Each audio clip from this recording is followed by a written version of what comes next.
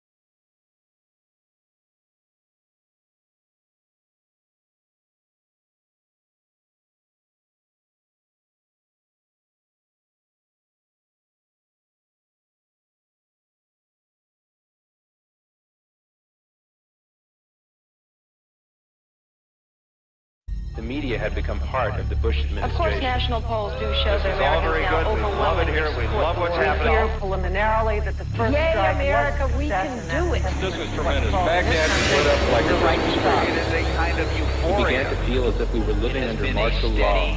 One-sided. It is a big idea. Of propagandists from A the new world conservative order. elite. A new world order. A new world order. I understand that time is running out.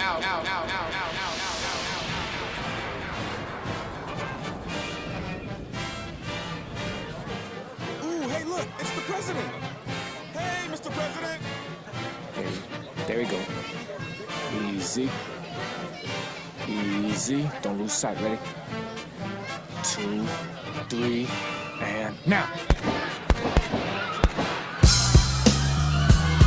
Yeah.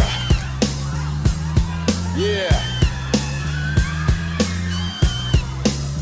Check it out. Here I go, an angry brother finna make his move. Looking to buck him in the city, so I never lose. See, I'ma get him in the crowd with a couple heavies and lay the barrel to the ground, hold the gat steady. And now I'm ready for my adversary, talk is cheap. I'm looking for a way to make a play and keep it neat. Now check it out and make a route and pick a rooftop and get a spot where the view's hot, set up shop. Cause all I wanna see is motherfucking brains hanging. Another level when it's me and Devil's gang banging. So don't be telling me to get the non-violent spirit. Cause when I'm violent is the only time the devils hear it. Rat-a-tat, go to gat to his devil face. I hope he think of how he done us when he laid a waste. And get the feeling of the peeling from the other side. From guns given to my people for my own kind. So get with Ollie cause I'm probably finna make you mad. I'm steady waiting for the day I get to see his ass. And give him 2 from the barrel of a black gorilla. And that's real from the motherfucking bush killer.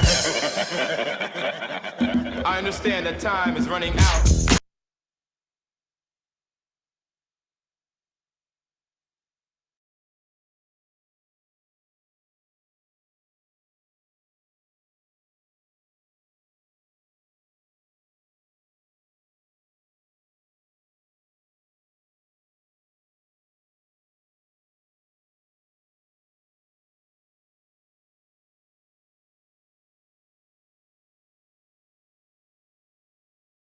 Bump tarde, Aquaba, welcome, greetings, happy Sunday, everybody.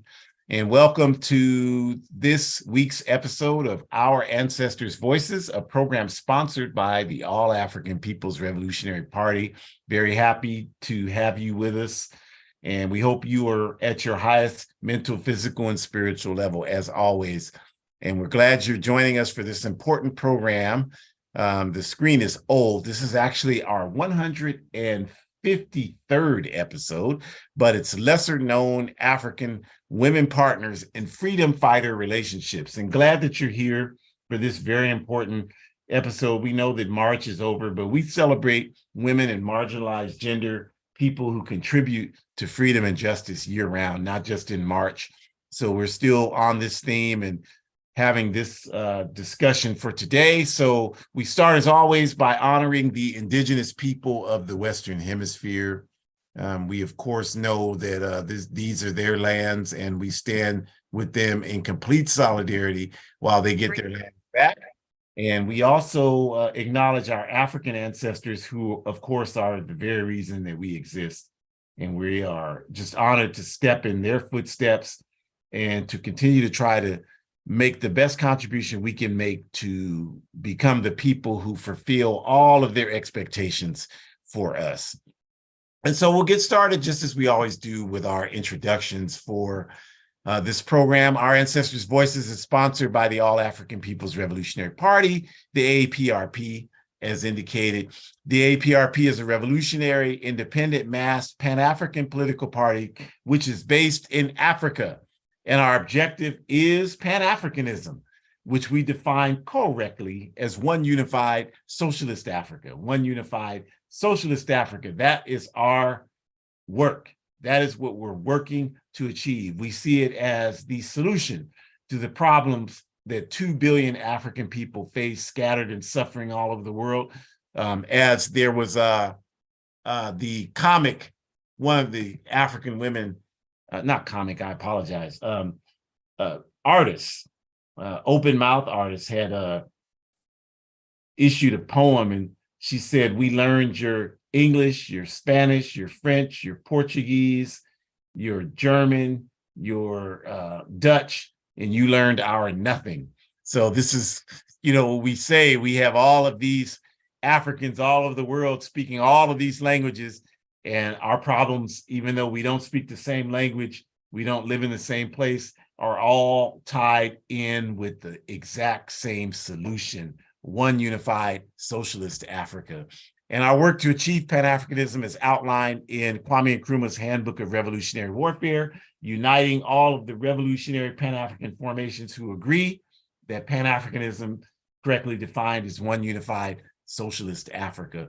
And on that note, we'll be talking, as we do every week and as we will for the next month or so, about contributing to African Liberation Day. And you'll see the website address on the screen to do that, www.abetterworld.me. And I want to say you all have been making steady contributions. We just sent a lump sum of money over that was donated a week or so ago, and there are already more donations when I checked yesterday. So really appreciate you doing that. We ask you to continue to do it. The money, 100% of it, goes towards our work to have African Liberation Day commemorations on the ground throughout the world. We have about 8 of them throughout Africa, 2 or 3 in Europe, 1 in Canada, several throughout this country. But the money you're contributing is going entirely towards the commemorations we have on the ground at home in Africa. So thank you very much, and please continue to donate. And our Ancestors' Voices is hosted each week by, again, APRP and APRP organizers, myself, Ajamu, and Shakura, my biological and ideological daughter. And we're so thankful for you. And to get us started, as always, I'll just turn it over to Shakura. Thank you, Madase. Muchas gracias. Thank you, sir. Greetings, everyone. Thank you so much. I just want to echo you all giving us the support for African Liberation Day. It is going to be all the way live.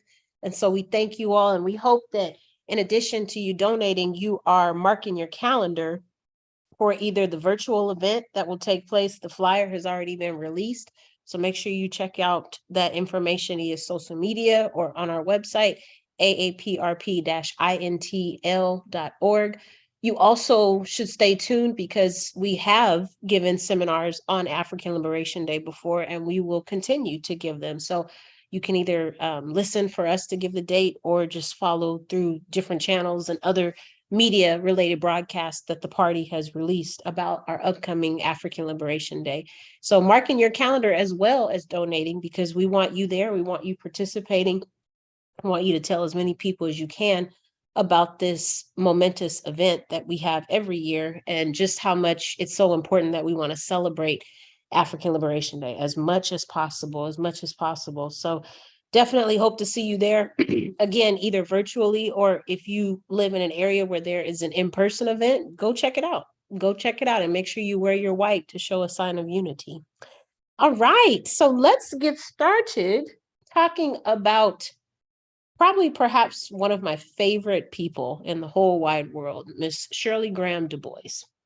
So I think Shirley was outstanding. And I think that it's important that we think about just how instrumental Shirley was and how the whole purpose of today's broadcast is to acknowledge how these folks not only found a way to support their partners who are more well known in media and, information and resources and books that have been written, especially because these folks did things that were trajectory in changing the course of how Africans were treated.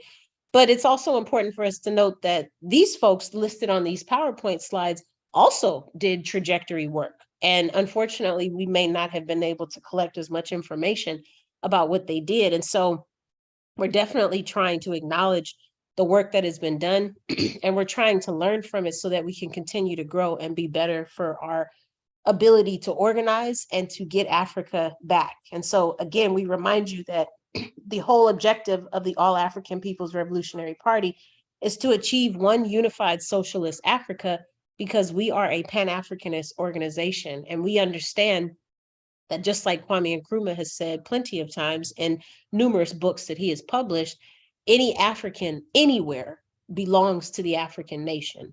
And so I think Shirley really, really, really took that to heart and really had the motivation to want to study her Pan-African and her Pan-African ways and wisdoms, and started really building on that in her own space, but also with the work of W.E.B. Du Bois, and also her exposure to working with some of the African leaders that we've talked about in the past. And so just to walk you through, what Shirley's story was like, she actually moved to Ghana and became an advisor to Kwame Nkrumah.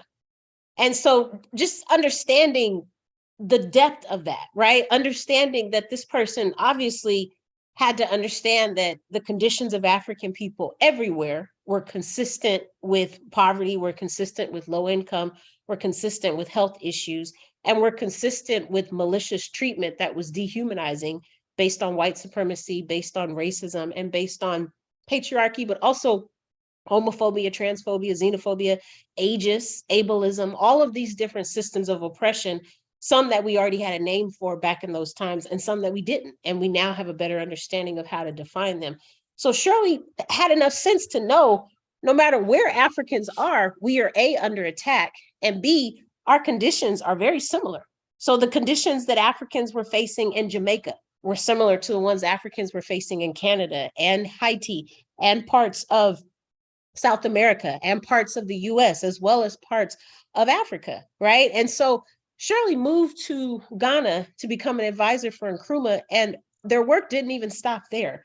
Not only did they help advise Nkrumah in some of the decisions that were being made, but they also had exposure and talent and experience with working with media channels, and actually helped to start one of the main television stations in terms of how communication and messages were being sent out and broadcasting. I mean, just think about how complicated that may have been at that time, but how the determination of Shirley was really interested. Plus, like I said, they had the wherewithal and the knowledge to be able to do something like that. How important was it to get those messages out to our people at that time? Like, that's very critical, right? Especially because we know that these messages were both Pan-Africanist and socialist in heart and value.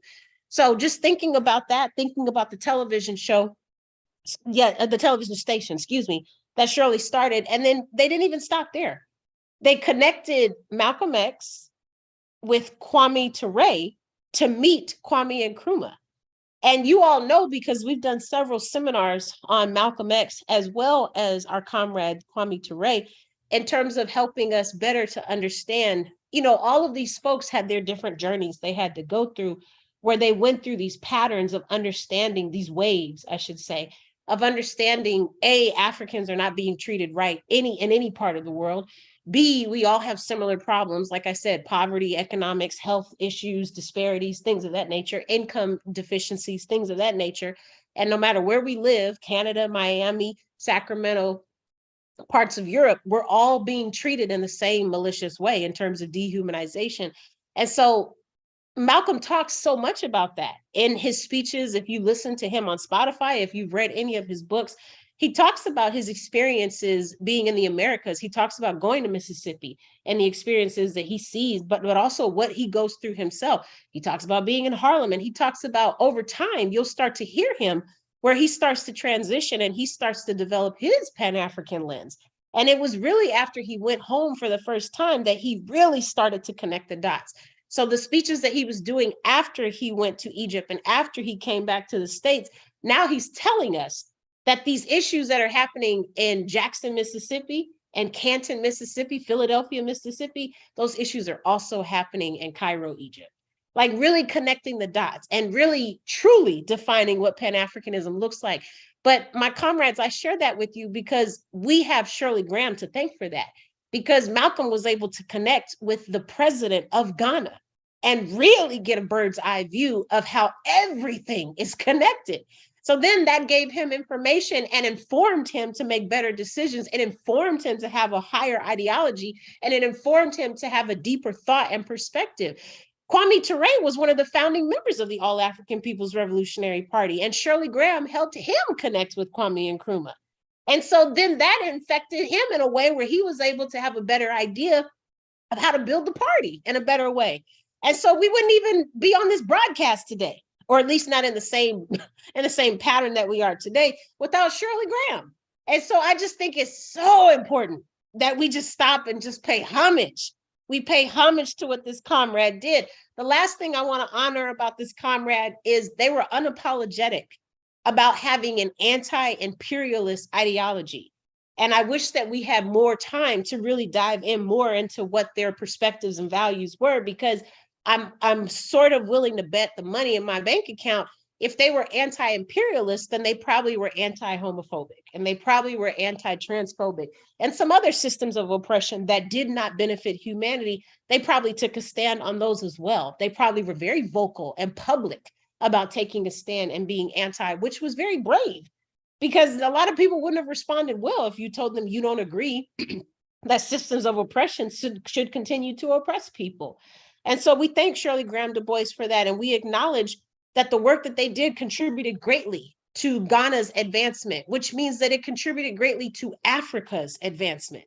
Again, serving as an advisor for Nkrumah, starting the television station, connecting Kwame Ture and Malcolm X to Kwame Nkrumah, and how Kwame Nkrumah's choices, values, and beliefs, and all the work that had been done with helping Ghana to achieve independence, all of that going into Malcolm and all of that going into Kwame Ture, and how Kwame Ture was able to bring that into the party's foundation with Kwame Nkrumah as well, and then starting the first initial chapters in the US that would start the All-African People's Revolutionary Party in US soil. And so just thinking in more context about that and taking that anti-imperialist stand, even when a lot of people may not have even known what imperialism was. So we honor Shirley Graham and we thank them for that. Next slide, please. All right, Elizabeth Sabiko. Yes, yes, yes, yes. So this comrade, you all, was a living example of what we always push: join an organization that's working for justice. This comrade was an organizer for the Pan-Africanist Congress of Azania, which unfortunately the colonized term of Azania is South Africa. So you may know it as South Africa, but the real name is Azania. And so they have an organization there. And this comrade was a huge organizer within that organization. They were married to leader David Sabiko, and I should say Shirley Graham was married to W.B. Du Bois. Sorry about that. But Elizabeth was married to David Sabiko, and Elizabeth allowed their organizing skills to grow and develop in more of a way than we would even know, because they were already organizing before David's murder. And the murder just kind of inflicted and exacerbated more of the work that needed to be done, because from there, Elizabeth was able to kind of ground the work that they were already doing. And that murder of their partner actually became a target for this movement of this racist apartheid government. And so Elizabeth was able to build off of that and to help get more messaging out to the people of Azania that David's murder was not an accident. That was intentional based on the work that was being done. And then also helping to raise more awareness around how there was a resisting opportunity against the apartheid government, and helping people to see the value in that, but also helping people to see that being in fear was not an option, because Azania needed to take a stand and needed to fight back. Because of this positionality that Elizabeth took, Elizabeth was actually forced out of Azania. They were forced to leave and asked to relocate to another part of the continent. Do you think that stopped them? No, because when you belong to an organization, even if you have to remove yourself out of the radius of where the organization is located, the organization is in you. So yes, you are in the organization, but if you truly believe in the organization's values, then you're going to carry that organization no matter where you go.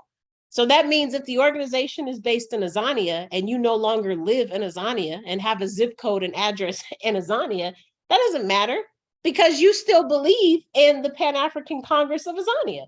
So you could live in Canada and still believe in that and still practice and still be participating in those ideology developments and increasing political education and organizing for the advancement and the progress of Azanian people to resist and get access to their country back, which by way means access to Africa being free and the continent being free. So because Elizabeth was forced out, that's where the work really continued, only this time it was able to transgress and intersect across different countries on the continent. And so they were able to organize. And so through that organization, they were communicating. Through those organizations' skills and development, they were educating more people across the continent, helping more people to understand that the African world needed to take a stand, not just specific countries against the racist apartheid government, but that more and more countries needed to collectively come together. They needed to join forces. Let's not just have your military troops and our military troops. Let's bring everybody. Let's teach people how to fight who are not even in the military. Let's teach people how to use weapons. Let's do everything we can. And let's follow in Elizabeth's footsteps, because we don't have to put up with this. And we can fight back against this. We can take back our control, and we can help them understand we're not going to tolerate this. And that was Elizabeth's legacy, was helping to make that an idea, but also not just a myth, but an actual exercise thought that happened to take place as an action. And so this again was connecting Pan-Africanism, because we still want to help people understand Africans in Azania were dealing with apartheid, and Africans in other parts of the world were dealing with another system that was very similar to apartheid, and still trying to fight for their humanity, still trying to fight for their respect, and still trying to fight for their independence. And so again, if Africa is under attack, then any African anywhere who belongs to the African nation, thank you, Kwame Nkrumah, is also going to be under attack. And so these folks that we're naming today, they critically understood that. And in my opinion, you cannot be an anti-person of oppression. You cannot be against systems of oppression without understanding that means you need to connect anybody who is oppressed to every other person that models within that group of same people who is also oppressed. Meaning you can't just look at Africans in America and just focus on them. That's the biggest critique we have against African History Month, because it only centers Africans in the Americas in terms of their contributions and what they have done, which is absurd, because that's not the case in terms of how we got to where we are. Clearly, we would have to acknowledge that Africans everywhere have contributed to the choices we made. We talk all the time about how if just one of our great grandparents had ran a different direction when they were escaping the plantation, or when they were escaping to be boarded onto the ships in the first place, if they had just ran one different direction, they may not have made it. And things would have been so different for us in terms of our DNA and our biology. Or if they had ran another direction, that may have changed their thought process, and it would have affected them, and maybe they wouldn't have been resisting slavery. Maybe they would have wanted to be more of a house slave, depending on what position they took. And so that would have affected us, right? That would have affected everything that we do today. And so you have to understand that Africans everywhere are under attack, because Africa itself is not free. And so Elizabeth understood that and did the best that they could to help us understand we have the control to change this. We've always had the control, but we need to organize first. And the best way to do that is to join an organization that is working for justice. My work study met yesterday, and one of the ideological questions that the comrade asked us after we had read our first 70 pages of The World in Africa by W.E.B. Du Bois was they were asking, what are some things that we can do to help address what the African continent is going to look like in terms of bringing back some African culture that has been eradicated, but also terminating European influences that have colonized us. And so, I said to them, we can't answer that question. This is a small work study group. I said, this question would need to be posed to the African people once we achieve socialism. And I don't know how that question gets disseminated. Maybe it's a survey, whatever it looks like. I said, but the three of us on the Zoom are not authorized to answer that question, because that would be an individual approach if we do answer it. The people need to answer that question. And I would say the same here. We need to understand that we have a responsibility to connect with each and every one of us around the world, because again, Pan-Africanism implies that this choice of Africa being free affects all of us. And so we thank Shirley Graham Du Bois, we thank Elizabeth Sabiko for that, because they understood that. They understood that we're not just going to do this work so that we can advance Africans in the Americas or in Canada or in parts of Germany or in parts of Saudi Arabia. No, we need to advance Africans everywhere, which means Africa needs to be free. And again, that cannot happen on an individual basis. Myself and two other people cannot free Africa. And we certainly can't free Africa with our opinions. We cannot do that. We need to research and read and learn and figure out how our ancestors did this, because they will give us the tools to do it again. And then we need to organize and join forces with as many other people as possible, because the more people we have who are interested, the better we will be, and we'll be more disciplined and equipped with tools and resources to accomplish that. Please don't forget to join an organization that is working for justice, and don't forget to donate for African Liberation Day 2023. Ashe. Ashe. Thank you very much. Obrigada. And I have a couple of notes before I continue on.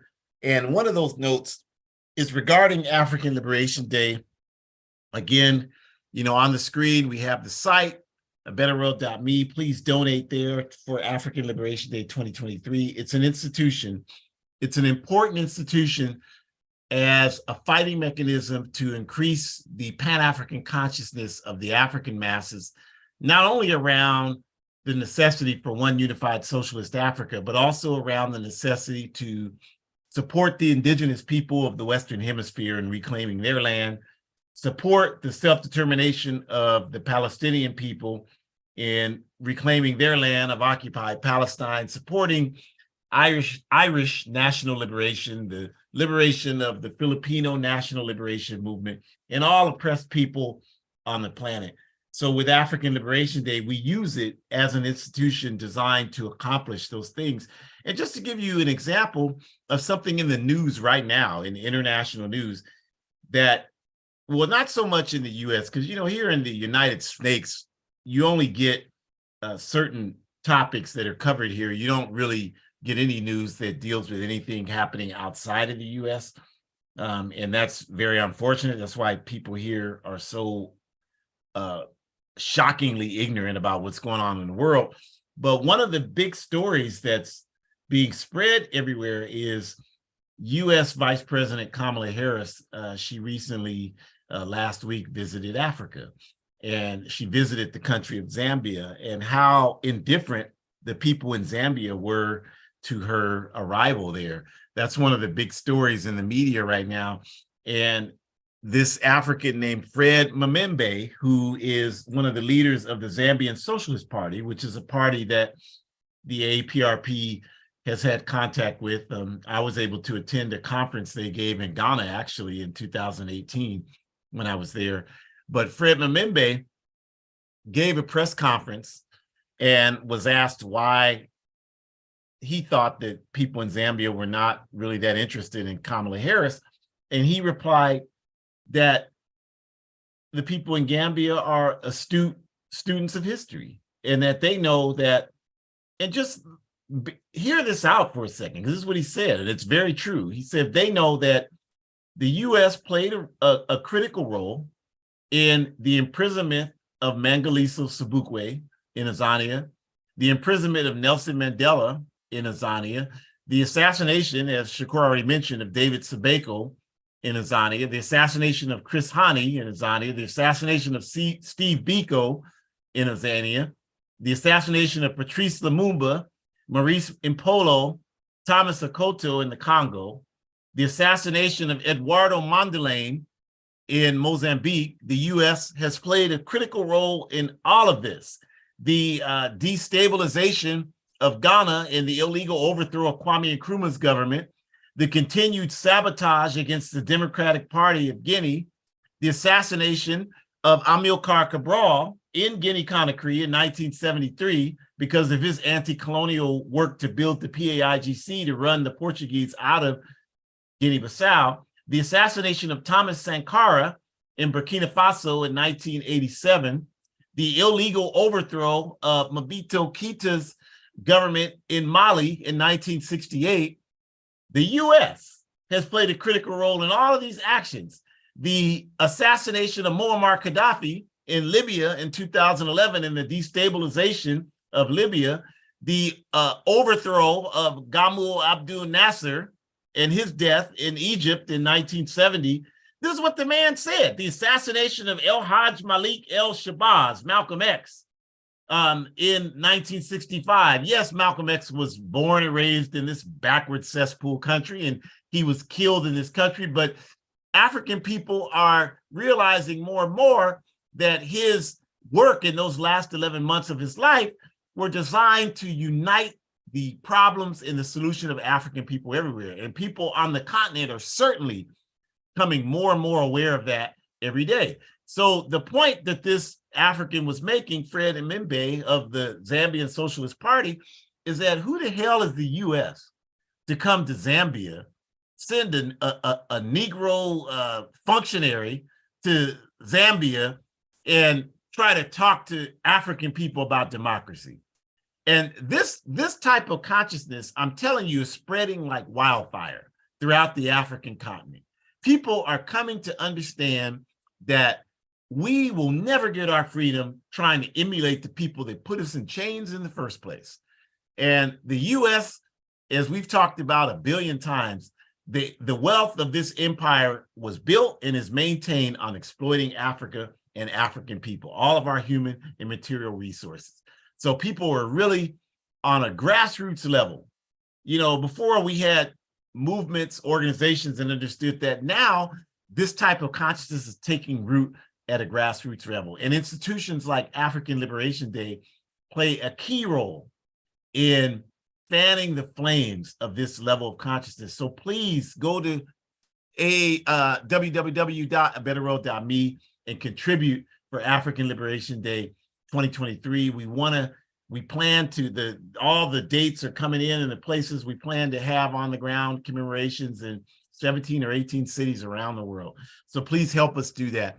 And we want to continue. And then also, I just wanted to quickly note about Shirley Graham Du Bois. I'm reading right now the book Race Woman, The Lives of Shirley Graham Du Bois by Gerald Horne. Race Woman, The Lives of Shirley Graham Du Bois by Gerald Horne. I strongly, strongly, strongly recommend you read this book. I mean, Shakura talked about Miss Shirley Graham Du Bois, and obviously our comrade sister, Elizabeth Sabeko, who we knew and had the opportunity to work with, is one of our beloved family members who's dearly missed. And we could go on and on talking about her, but I'm reading this book, and just to note that comrade sister Shirley Graham Du Bois was an outstanding playwright, was a writer of plays, was a writer of songs and music, and was an artist and considered herself an artist early in her younger life. And I just think it's important to note that the narrative that we're given about Malcolm X is that he went to Saudi Arabia to engage in his Muslim Hajj in 1964. And that is where he begin to have more of a humanistic perspective of the world instead of a race-based perspective of the world. And this is not really true. And this is one of the things we've studied for years. And Gerald Horne does a great job of bringing this out in the book, that it was Miss Shirley Graham Du Bois in her mentorship role with Malcolm X who convinced him that you need to think more broadly. You know, Miss Shirley Graham Du Bois had been exposed to organizing within the Communist Party here in the United States of America and in Britain and other parts of the world. And so she had a broader class consciousness than a lot of Africans.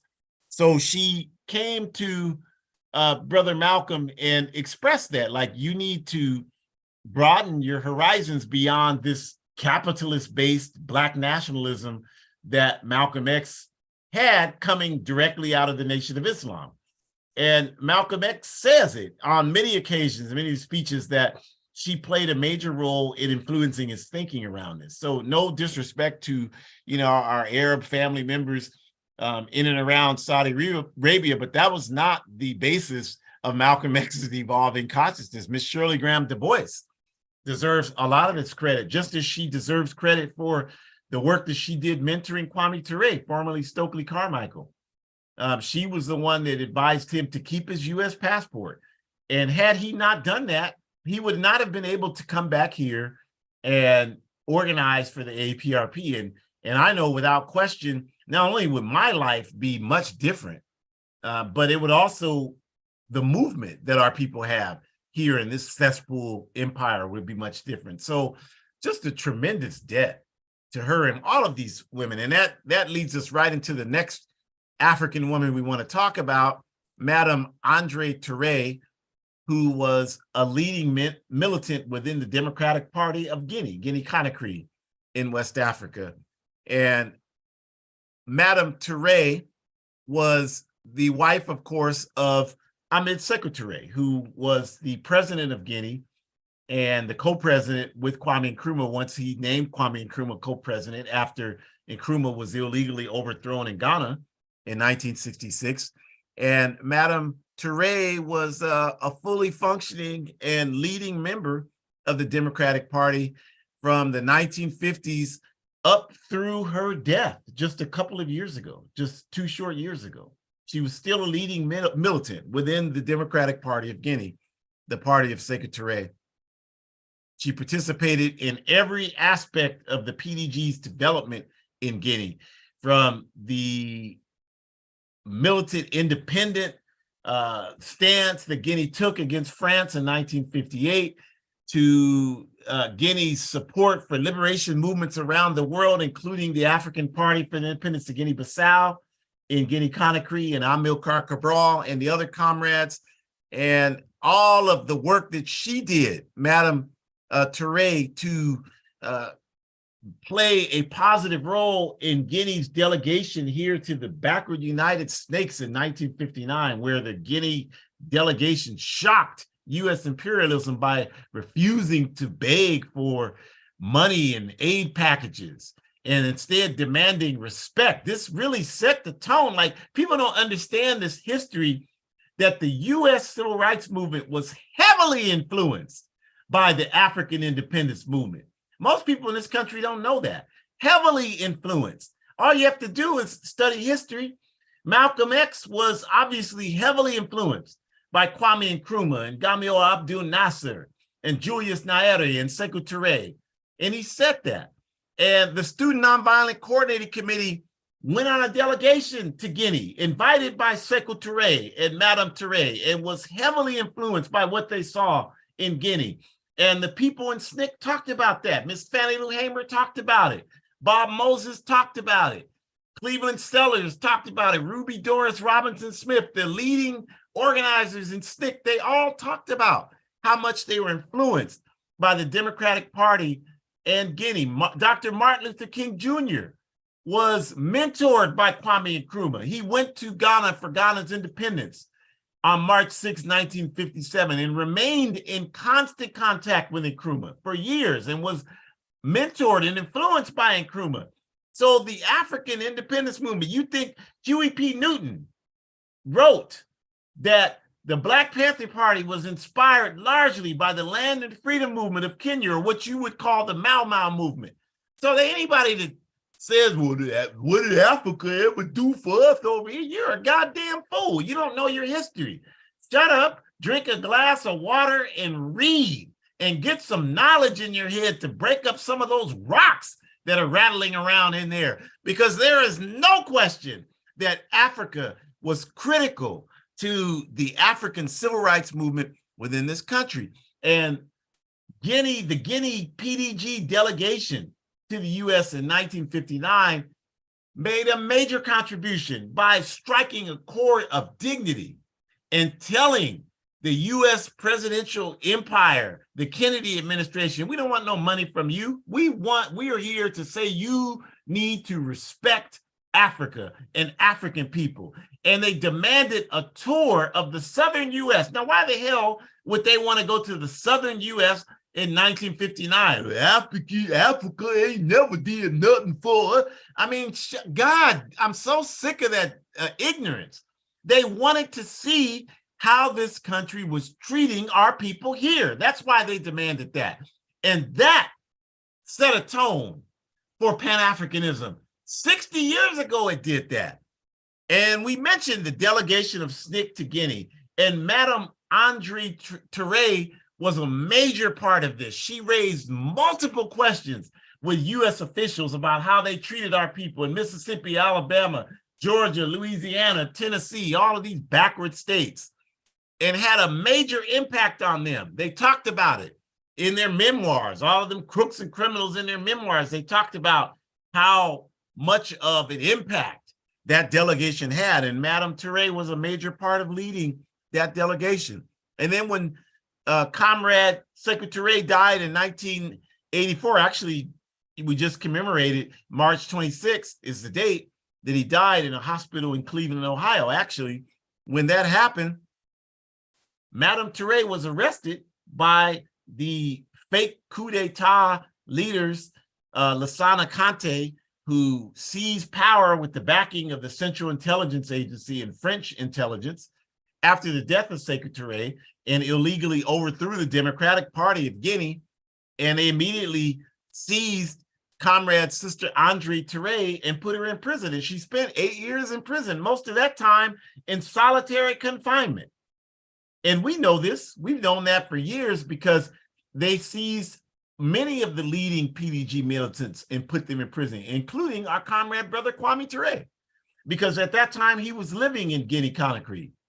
But this did nothing to deter the spirit and determination of our sister, Madame Andre Touré. And once she was able to gain her freedom from prison in Guinea, as I mentioned, she continued to work with the Democratic Party of Guinea until her death in 2020 or 2021. So we pay respect and homage to our sister. She remained dedicated to our work for Pan-Africanism and the forward struggle. And she was very aware and familiar with the work of the All-African People's Revolutionary Party. And she spoke of it to the PDG militants. And she talked about how proud she was of the role that Guinea and the PDG played in launching the All-African People's Revolutionary Party, because the AAPRP was launched on the soil of Guinea-Conakry with the protection and support of the Democratic Party of Guinea. So don't tell us a damn thing about the Democratic Party of Guinea and Sekou Touré. We're not listening to you because we know our history. We know who our friends are and we know who our enemies are. So we honor Madame Andre Touré. And we move forward. Please donate to African Liberation Day 2023. We're getting fired up. African Liberation Day, that's my Christmas. I don't celebrate Christmas. I don't celebrate Easter. I don't celebrate Thanksgiving, the 4th of July. My birthday's coming. I don't even celebrate my birthday, because the African cultural way of commemorating a birthday is to acknowledge the people around you. So what I try to do for my birthday is do something that makes a contribution. And I'm so happy, like Shakura mentioned, her work study reading Du Bois's The World in Africa. Well, I'm in a cadre circle, which is the more experienced members of the All-African People's Revolutionary Party, and we're reading the epistemology of gender in our circle. But then I also am recruiting always. So there's a new work study circle here in Sacramento of young people, and we are also reading Du Bois's The World in Africa right now. But what I wanted to say is that we don't have, I want to spend my time this week when my born day comes. We're going to go out and do some work on the ground with these new folks. And I am so excited. That's what I'm excited about. I'm not excited about making another year. I'm glad to be here. But that to me is what the importance of me making another year, so I can make this contribution for another year. That's what's exciting and important about it to me, not just so I can eat cake and eat food and get sloppy and fall asleep and just be another year of taking up space on the planet and not doing a damn thing to make it better. That's not how we commemorate birthdays. That's not how African revolutionaries do that, you all. So we look forward to that, and we acknowledge and respect our comrade sister Mabel Williams. We want to talk about her. She, of course, was married to Robert Williams, who was a central figure in the civil rights movement in the 1950s when he called for organized armed resistance against white supremacist terrorism against African people in the southern U.S. and was attacked by the national NAACP leadership for doing so. But Sister Mabel Williams was right there at his side in a principled way. And when they were forced to leave the country because charges were trumped up against them, she left with him and went to Cuba. And then they went to China, and they had a radio program that they launched from China, similar to what we try to do here every week, where they were talking about the conditions of white supremacy against African people the world over. And our sister Mabel traveled to all of those places. And once she came back, or before she came back, and as she came back in the mid-90s, she was appointed and anointed as a leader of the Republic of New Africa, which is one of the many wonderful organizations that have come out of our glorious Black nationalist movement in this backward country of African people who are saying that we have to sustain our own self-determination. So that collective, what they call the New African Movement, the Republic of New Africa, the New African People's Organizations, and later and now currently the Malcolm X grassroots movement, all of those wonderful comrades, they wanted to look at Brother Robert Williams and Sister Mabel Williams as leaders of that movement. And so she served that role for many years.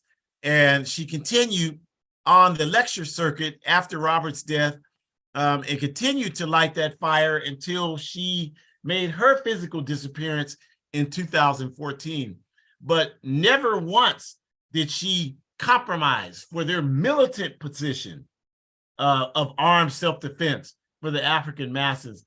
And again, if you look at the writings of Huey P. Newton and Bobby Seale and what they talked about the influence of the Land and Freedom Movement, the Mau Mau. They talked about the influence of Frantz Fanon, of Ernesto Che Guevara, Fidel Castro in the Cuban Revolution. But they also talked about the great influence of El Hajj Malik El Shabazz, Malcolm X, on the formation of the Black Panther Party, and also Robert Williams, and by extension, Mabel Williams. So the stance that this African woman took and the courage it took for her to take that stance has continued to inspire the African masses to reach farther for our dignity. And so for that, we honor her and her contribution to our forward progress. And then we go forward just to talk about, we've talked about in the last weeks, Pan-African Women Partner Organizations. And we know this segment today was focused on lesser known partners in the struggle for justice. And we talked about our comrade sister Shirley Graham Du Bois, our comrade sister Elizabeth Sabeko. We talked about our comrade sister Madame Andre Touré, our comrade sister Mabel Williams. But we just also wanted to contextualize all of that and say that organization decides everything. So we're not just talking about individual women like these are these great individual women, and you're not one of them, so you can't do what they did. No, we're saying that the key to that is all of those women were involved in organization. All of those women were involved in organization. Miss Shirley Graham Du Bois was a member of several organizations over the years, the NAACP, the Communist Party in this country. Then she became a member of the Convention People's Party when she decided, her and her husband, W.E.B. Du Bois, to leave this backward cesspool empire. She became a part of that. She became a part of political formations in Egypt once Kwame Nkrumah's government was overthrown. And she certainly was a contributing militant to the Democratic Party of Guinea, traveling there to Guinea and spending time there, meeting and supporting the work of Kwame Nkrumah when he was there, and the Democratic Party of Guinea. So she certainly was involved in organization her entire life. And we said that Comrade Sister Elizabeth Sabeko was an active leader in the Pan-Africanist Congress, one of the on-the-ground Pan-Africanist formations that we work closely with today. And we also know that, of course, we talked about Madame Andre Touré was a leader in the Democratic Party of Guinea. And Miss Mabel Williams, we talked about, was involved in the NAACP, and later, after doing work while in Cuba and China, was involved with the Republic of New Africa. So organization decides everything. All of these women were a part of organization. And there are too many people walking around today talking about, well, I don't need organization. Well, yeah, that might be true. You don't need organization, but you're not trying to do anything to eliminate oppression on this planet. You're just trying to find some way to make it more comfortable for you to live in a world where oppression exists. Because anybody that says they don't need organization, they're not serious about wiping out these problems. They just aren't. They're not serious. They're just really interested in trying to find a way to balance it out so they can feel better about their life while the masses of humanity continue to suffer. That's just all there is to that. There's no way around that. There's no justification for that. That's true. Even the most, any honest person would have to say organization is the key to us defeating this enemy that we're faced with. Even if I'm too cowardly and lazy and dishonest and egotistical to be a part of organization myself, I have to acknowledge that organization is the key for us to solve these problems. So we want to talk just about the General Union of Guinea-Bissau women, who still are so heavily in my consciousness after being in Guinea-Bissau in January and participating on a daily basis while I was there with UDEMU members, participating in a number of meetings and events that they were prominently involved in organizing and putting together, and having them organize largely the reception for the APRP the last few days we were in Guinea-Bissau. I mean, just a wonderful example of African women organization, especially their level of organization in terms of the constant political education that they engaged in. And this is, I hope that we can continue as we continue to build our strength and build our party. UDEMU, I would humbly suggest is one of the examples of exactly, what we want our women's wings and our overall political organization to look like on a mass level, on a Pan-African level. And the Organization of Angolan Women, we would say the same thing.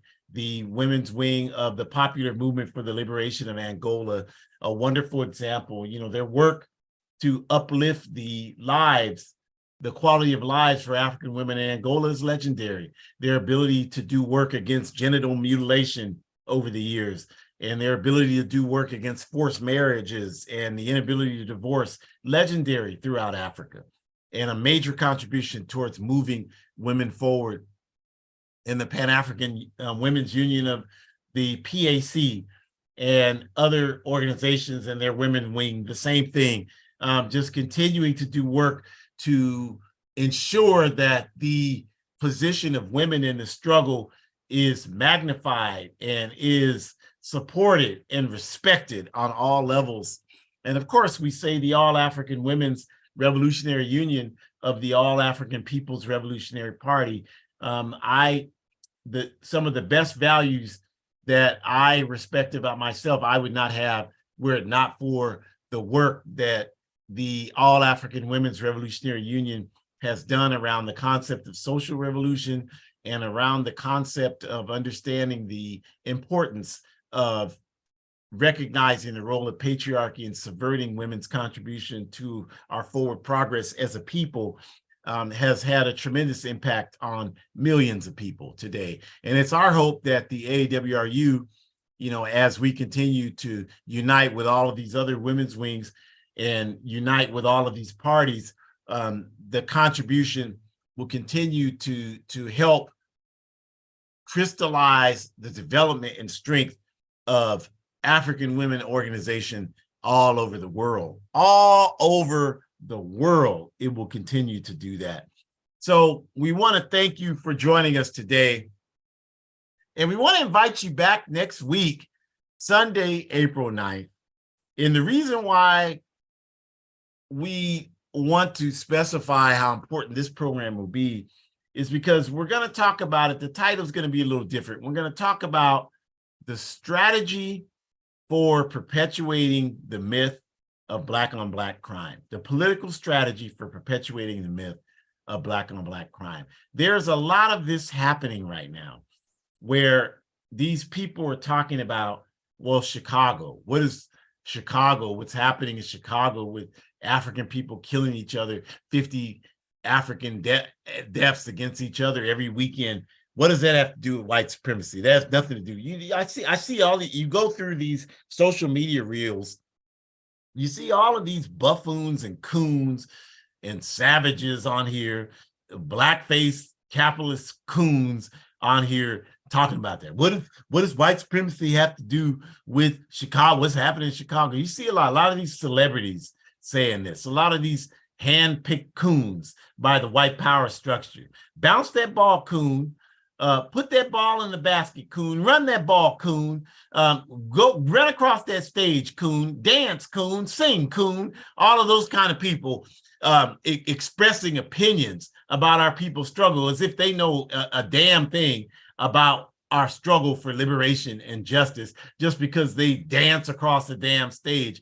So a lot of these kind of idiotic and insane personalities are expressing this concept that I saw one of them, I don't even know his name. I think his name was Coon Smith. I don't know what the hell his name is, but he was on there and he was talking about, I don't even know what Black Lives Matter is because we don't even support our own lives. We kill each other. I mean, what a fifth grader analysis is that? Like, is that the best you can do? That's the best analysis you can come up with? Because, of course, white supremacy is an institutional system. So, of course, African people are going to be infected by it like everyone else. And we're going to have, because we are African, we're going to have even less value for ourselves than everyone else. What kind of damn fool can't see that and understand that? I just want someone to help me understand this. What kind of idiot can't see that? It's a systemic system, okay? It's a systemic system. And the way you can know that is you just simply rely on science. Because thousands of years ago, before the creation of this backward cesspool empire, we were not killing each other every day. I know a lot of folks want to believe that we were, but you have no evidence to do that. You have no evidence to illustrate that the Hutus and the Tutsis were killing each other thousands of years ago. They lived together in relative peace. You have no way to prove that the people in Nigeria and Biafra were killing each other thousands of years ago. They lived in relative peace. You have no way to demonstrate that the Eritreans and the Ethiopians were killing each other thousands of years ago. They lived together in relative peace. You have no way to demonstrate that the Moroccans and the West Saharians were killing each other. They lived together in relative peace. The Bloods and Crips lived together thousands of years ago in relative peace. The reason why we're not doing that now is because of this global system of capitalism and imperialism. And we got too many damn fools running around here who haven't read one sentence of any book since they were required to do so in high school, talking like they're subject matter experts. And some of us are sick of that damn nonsense. And so help us spread a positive message.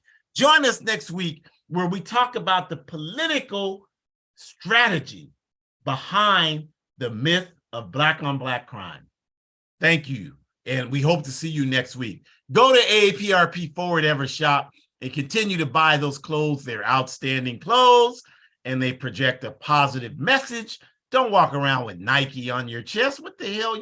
They're not paying you to advertise.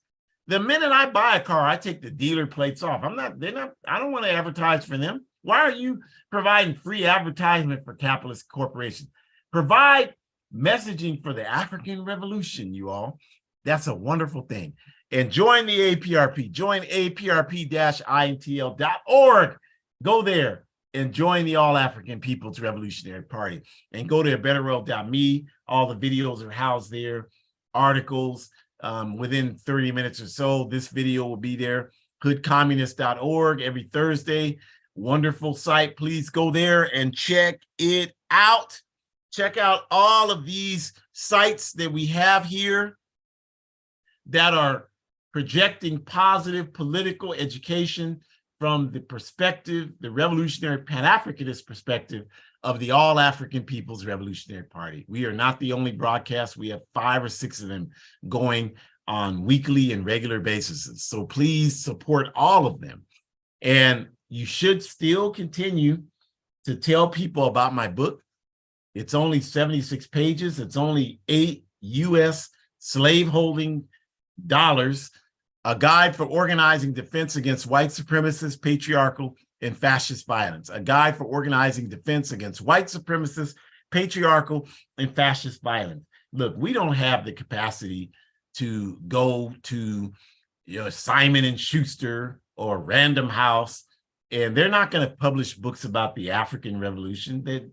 Tell me one book that all those large publishers have published about the African Revolution. You can't tell me one because it doesn't exist.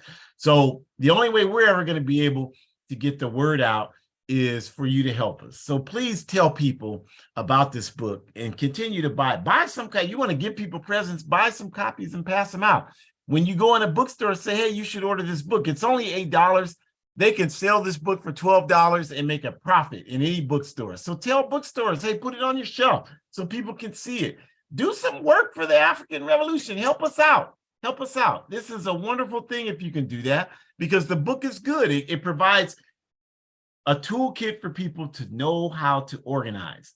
And I have consistently offered myself to the best of my ability to help people. And I've talked to dozens of groups who wanted to have some guidance on how to take the concepts in the book and bring them into on the ground organizing work. So help me continue to do that by telling people about the book.